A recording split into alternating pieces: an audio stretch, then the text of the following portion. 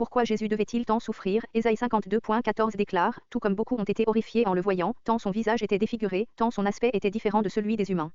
Jésus a souffert atrocement au cours de son procès, de sa torture et de sa crucifixion, Matthieu 27, Marc 15, Luc 23, Jean 19, mais, aussi horrible qu'ait été sa souffrance physique, elle n'était rien par rapport à la souffrance spirituelle qu'il a endurée.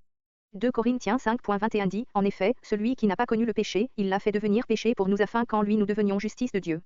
Jésus a porté le poids des péchés du monde entier à Jean 2.2 car il a expié nos péchés, et pas seulement les nôtres, mais ceux de gens du monde entier. C'est à cause du péché qu'il s'est écrié, mon Dieu, pourquoi m'as-tu abandonné? Matthieu 27.46 vers 3 heures, Jésus cria d'une voix forte, Eli, Eli, lama sabachthani.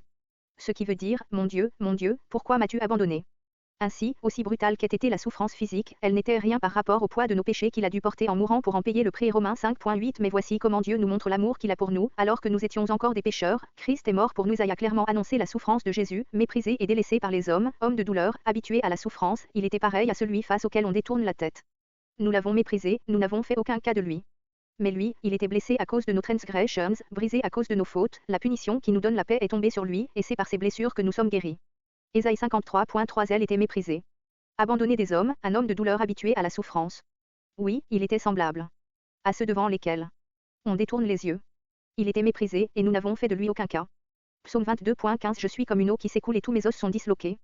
Mon cœur est pareil à la cire, on dirait qu'ils se font en moi. Est un autre passage frappant qui annonce les souffrances du Messie, mes forces s'en vont comme l'eau qui s'écoule, et tous mes os se disloquent, mon cœur est comme de la cire, il se liquéfie au fond de moi. Ma force se dessèche comme l'argile, et ma langue s'attache à mon palais, tu me réduis à la poussière de la mort. Oui, des chiens m'environnant, une bande de scélérats rôde autour de moi, ils ont percé mes mains et mes pieds. Je pourrais compter tous mes os, eux, ils observent, ils me regardent, ils se partagent mes vêtements, ils tirent au sort mon habit. Pourquoi Jésus devait-il souffrir autant? Certains pensent que sa torture physique fait partie de la punition qu'il devait subir pour nos péchés. C'est en partie vrai, mais elle est plutôt une manifestation de la haine et de la cruauté de l'humanité que de la punition divine de nos péchés. La haine absolue de Satan à l'égard de Dieu et de Jésus fait certainement partie des motivations de la torture et des abus atroces qu'il a subis.